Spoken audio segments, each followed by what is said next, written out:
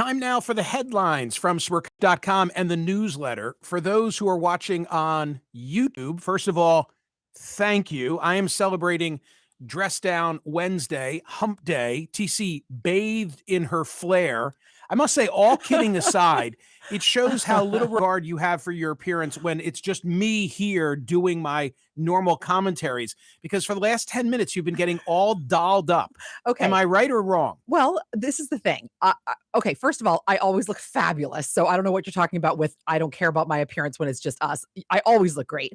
Second of all my clothes are black. They're all black. I only wear black. And it occurs to me that I look the exact same in every single YouTube video. So what is this? What's this thing around your neck? What is this? It's a fabulous scarf. Thank you. It's pink. Wow. Bright pink. Yes. Thank you. And a little lipstick. Why not? And yes, so I am trying to, get a purple one because it'll stick with the branding and the imaging of the program. Oh, I like would that. appreciate that very much. Okay. I'll look for a purple scarf. Ladies and gentlemen, this morning at 6:31 a.m., I sent an email. I got a reply at 6:43 a.m.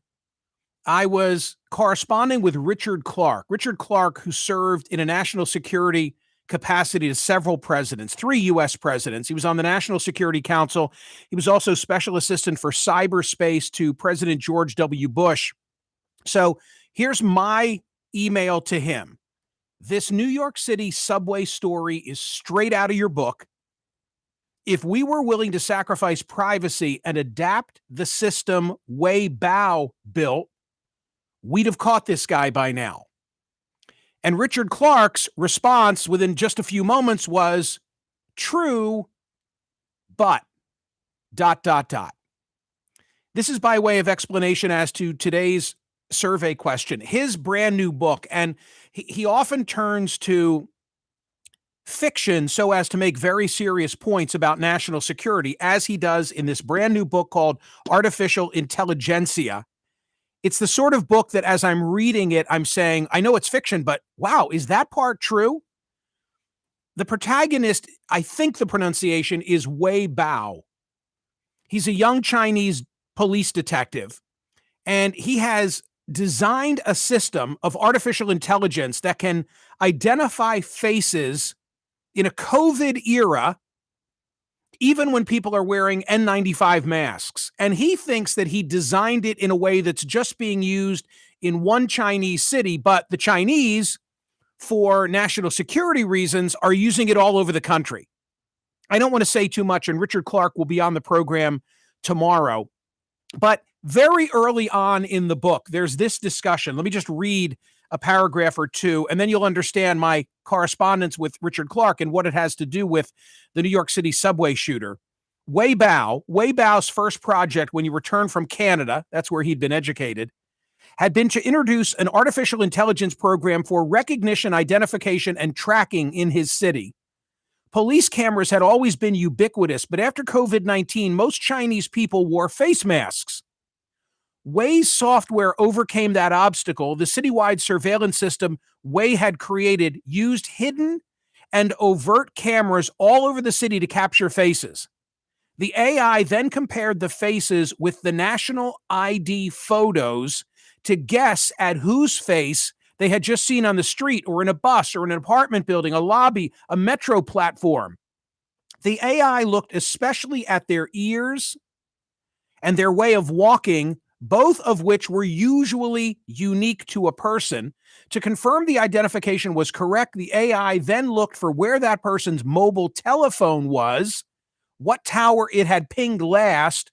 Wei had supplemented the telephone towers with hundreds of police devices that all captured all mobile phones, which quietly pinged the police receivers every few seconds. There's more to it, but you get the picture. How much privacy are we willing to sacrifice so that in a situation like this, there is instant identification and apprehension? Hence, Richard Clarke saying to me, yeah, you're right, but, meaning, are we prepared to go to that length? Today's survey question, and I'm anticipating less voting because you kind of need to know why I'm asking it. But the way that I worded it was this: should AI be integrated with a network of national ID photos. That's a key part. The Chinese have it. Public surveillance video, phone records, license plates, etc., as a law enforcement tool. Should all of this data be centralized for law enforcement purposes? The tools are out there. It's a question of how far are we willing to go for them to be used. So go to Smerconish.com, cast your ballot on today's survey question, knowing that that is what I'm asking. An alert for this is the crime blotter portion of the program. Here's an alert for Southern California, SoCal drivers, listeners of this program on SiriusXM. If you're in your Tesla, your BMW, your Mercedes, your Range Rover, or your Lexus. From the LA Times today, more than a dozen Los Angeles gangs are targeting some of the city's wealthiest residents in a new and aggressive manner, sending out crews in multiple cars to find, follow, and rob people driving high-end vehicles or wearing expensive jewelry, according to the police.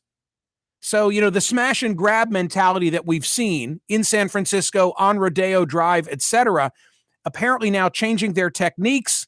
It's a surge in follow home or follow off robberies. Be careful. From the Associated Press, news from Ukraine, actually news from Des Moines, where President Biden yesterday said Russia's war on Ukraine amounted to genocide, accused Vladimir Putin of trying to wipe out the idea of even being Ukrainian. Yesterday, we talked about how inflation is at a high not seen since 1982. Think Michael Jackson and Thriller. By the way, you know what I neglected to mention yesterday when we talked about how inflation is so high today? And this is so foreboding for the Democrats in the midterms, and I'll speak to that in just a moment as well. Ronald Reagan was reelected in 1984. So, factor that in. Yeah, we're as high as we were in 82 in terms of inflation, but Reagan came back 2 years later. Could Biden? Yesterday, will White House efforts to blame Putin for record inflation be politically successful? 84% said no. The remainder said yes. There were 9,509 votes cast. From The Hill today, Niall Stanage with The Memo, a column discussing how Democrats could be facing a nightmare scenario, a biblical disaster. Inflation, immigration, the war in Ukraine, the still lingering COVID-19 pandemic make for a dreadful political atmosphere in President Biden's party. I thought that was a worthy read. Closer to home for me in Pennsylvania, no, it's not the Senate race that I'm going to tell you about this time. It is the gubernatorial race.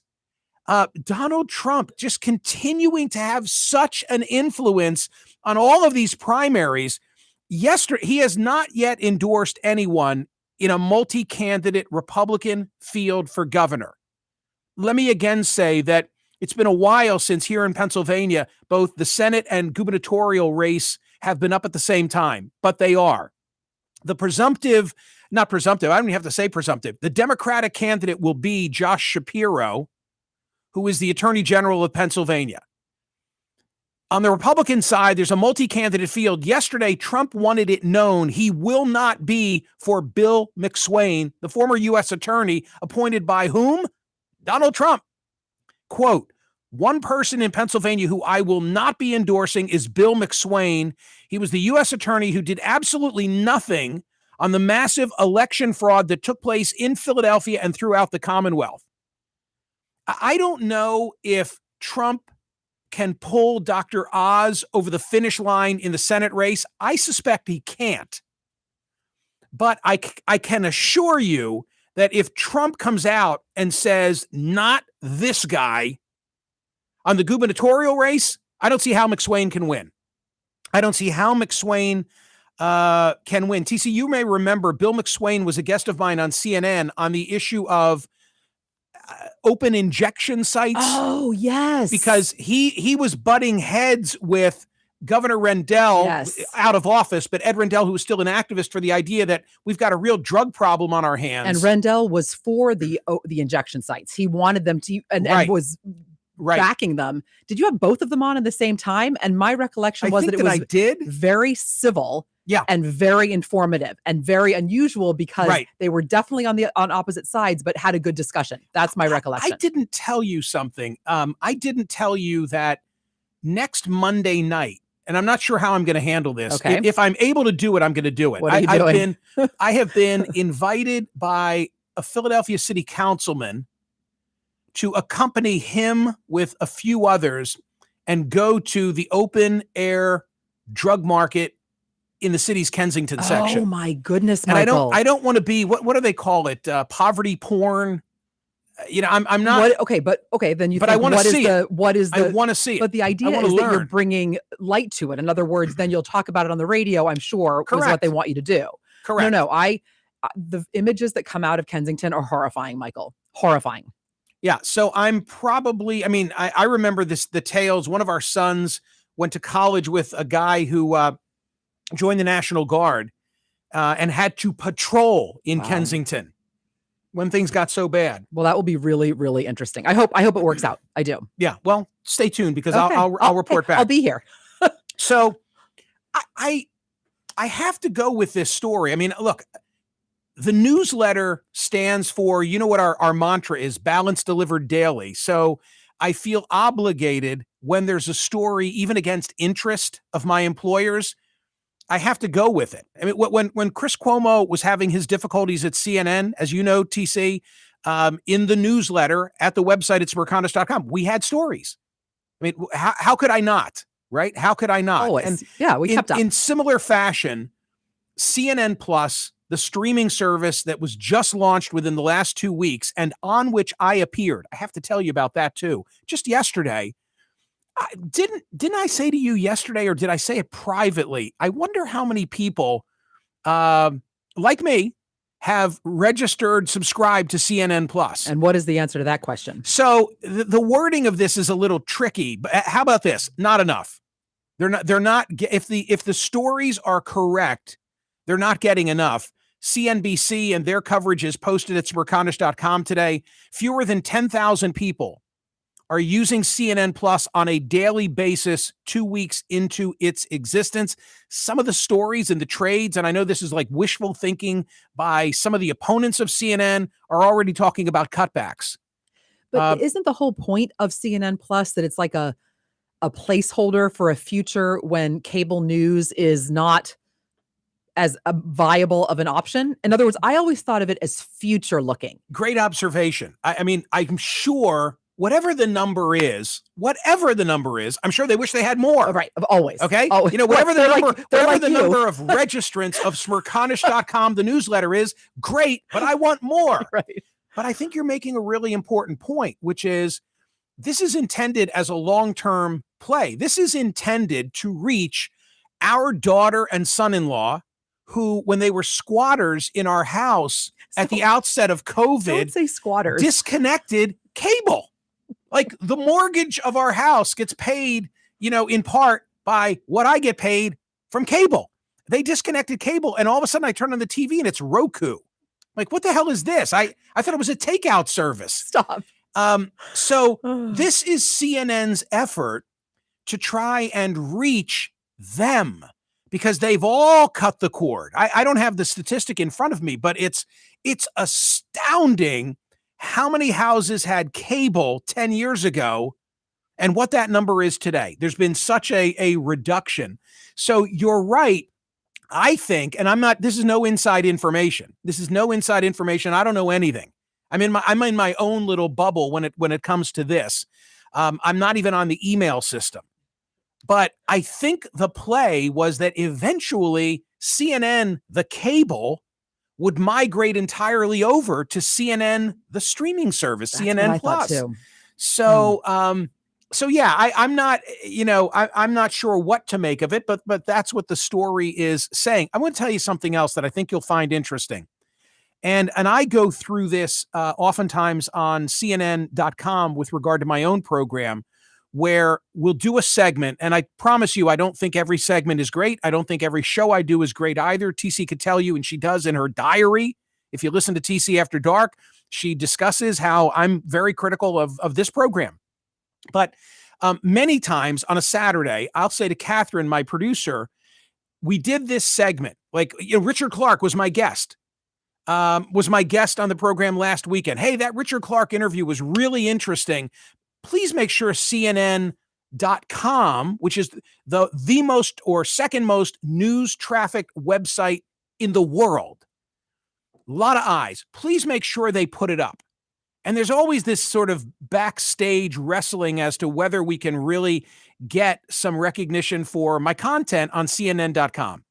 Sometimes, as you know, TC, word comes back and they'll say, well, we posted it, but it wasn't getting a lot of clicks and we are market driven. And I have to respect that, right? If nobody's watching, then sorry, Michael, you're out. It's all about the number of clicks. But I often say, and Evan, who's a new member of our team, seems attuned to this. I always say the way you caption the online content is really important. Yes. Right? No question. Okay. So listen to this. Okay. Here we go. Yesterday, I was a guest interviewing. I'm not on CNN Plus. Truth be told, I wasn't invited to be on CNN Plus. Oh boy, no sour grapes. Here we but go. Again, I've got to be transparent, TC. But Scott Galloway, the NYU professor who the millennials love, is a guy with his own CNN Plus gig. So I was asked yesterday, I didn't even know what I was getting into, but they asked me if I would interview Scott Galloway for CNN Plus. I did it yesterday post-show. It's great. It's 30 minutes long, and I deviated from the script that they gave to me, I think with good effect. Surprise, surprise. And we had this really good conversation because Scott had said to me on television, the most dangerous person in the world is a broke, young, and alone young man. And we are producing way too many of them. So yesterday, for a half hour, I interviewed him about what does that mean and on what are you basing that assessment? Wow. Fabulous conversation. So I didn't see it at CNN.com. I went to CNN Plus to see, is it posted? Yes, there it was. The headline that they had for it was, so interested in this. Why are so few men going to college? Okay, we talked about that. Why are so few men going to college? I wrote to Scott last night and I said, you know what that headline should have been? Thank you, I said, for involving me. It should have been, it's time to re-emphasize masculinity. Because those were his words. Is that more to the core of what you talked about? Well, and TC, is it just more clickable? TC, it was both his thesis. Yeah. It was both his thesis and it was more provocative than which of those are you clicking on? I get it. And I'm not saying to invent something. So what's my point? My point is that these metrics are often driven by the way in which you characterize the very content that you have captured. Check it out. It's great. I mean, it's really, really great. I should get that. I should pull the audio. Like, we should come back to that. I intend either tomorrow or on Friday to do a whole segment on Scott Galloway talking about young women thriving and young men vaping and watching porn. Because wow. that was the whole premise. Okay. That was the whole premise. But you're never going to know that if the headline is why are so few, I mean, it's like very pointy headish, why are so few men going to college? Hey, why are men vaping and watching so much porn? Okay, well, there you go. That's the headline. And that was the pitch. Right. And that was the pitch. There's a lot more headlines at Smerconish.com. That's really all I've got time for at this moment. But answer the survey question today. Should AI be integrated with a network of national ID photos, police surveillance video, phone records, license plates, etc., as a law enforcement tool? It's really the national ID photo and the tying together of the data, because you may be saying, Michael, we do so much of that already. Yeah, we don't have national ID photos. If you want to make sure that the next time there's an incident like this in a New York City subway or anywhere else, that there's an immediate apprehension and you know exactly who it is, then are we ready to take this leap? That's what I'm asking at Smerconish.com. Those are the headlines, at least some of them. There's a lot more on the website today and in the newsletter. Make sure you're subscribed.